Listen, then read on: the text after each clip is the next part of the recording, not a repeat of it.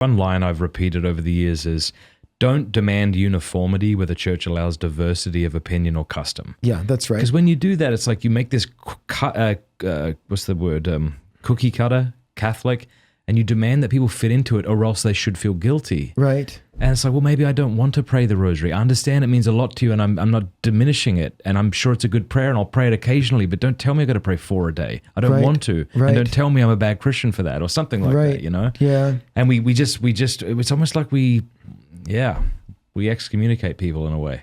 It's, you're not worthy of being part of us or something. I guess that's true of all groups, though. We have tokens that indicate I'm part of your group. Right. And it feels unsafe if someone's not showing the correct token. Right, the little virtue signaling that I do this too or that too. Yeah. Even when I was studying in Rome, you know, you live in a house with 72 brother priests from all around the United States.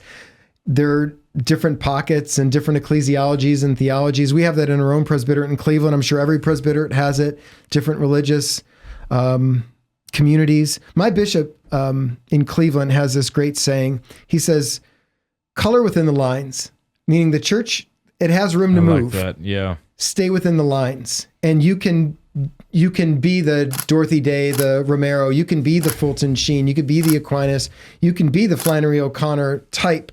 There's room for all that, but stay within the lines of the church, color within the lines. And you need the boundaries to keep you on the right foundations, and so you don't drift and wind up being wacky.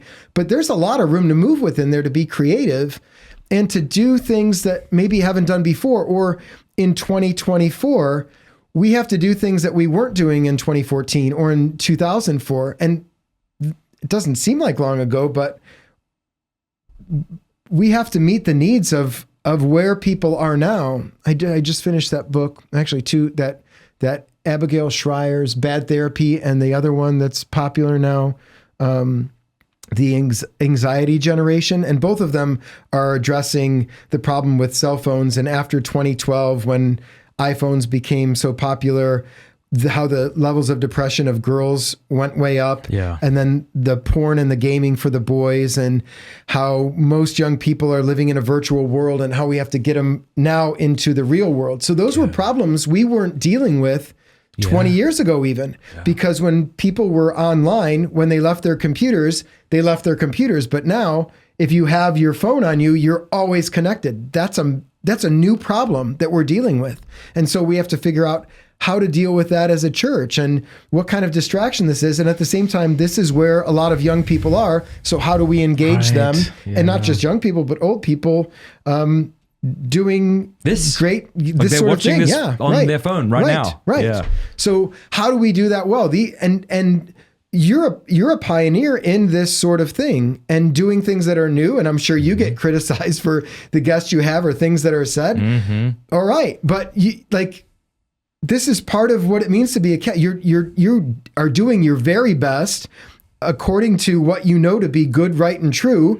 And you're going to get flack for that. I mean, I can get flack.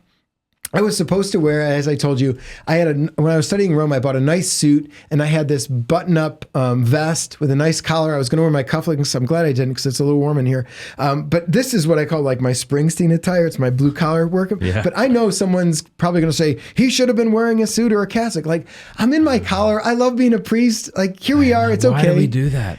I think it makes us feel good. We feel threatened. We feel threatened, so it makes me feel good to say, that's wrong. I'm in the right. I'm doing something right now. I can call you out. That is it. Yeah. You are so casual in that black t-shirt. Yeah. Yeah. Yeah. Yeah. No, Come on. That's it. I want to think about that a bit more. When we feel threatened, we look for security. Yeah. And unless you're saying the right words, pointing to the right devotions and quick enough, then you're just a liberal modernist and I can write you off. Correct. And I feel superior and I get to condemn you. Right. Who's in, who's out. Right. Yeah. No, I mean, it's not just churchy stuff. Mea culpa. I was guilty of that as a teen.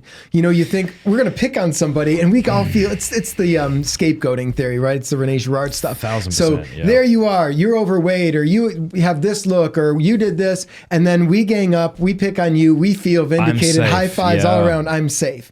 Yeah. And that's a terrible sin. I did this about a year ago. I was in Minnesota. Was it the University of Minnesota? The purple and yellow, whatever.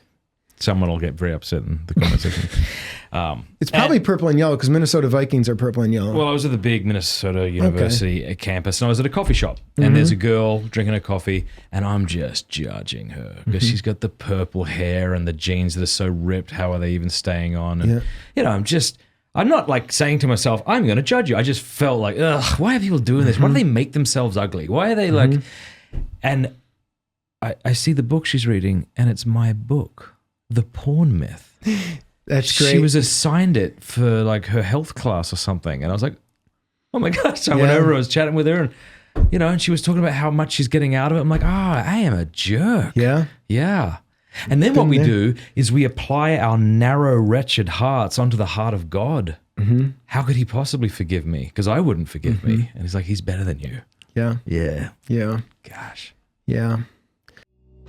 Hey, thank you so much for watching. Before you go, do us a favor, leave a comment, let us know what you thought of the video, like, and subscribe.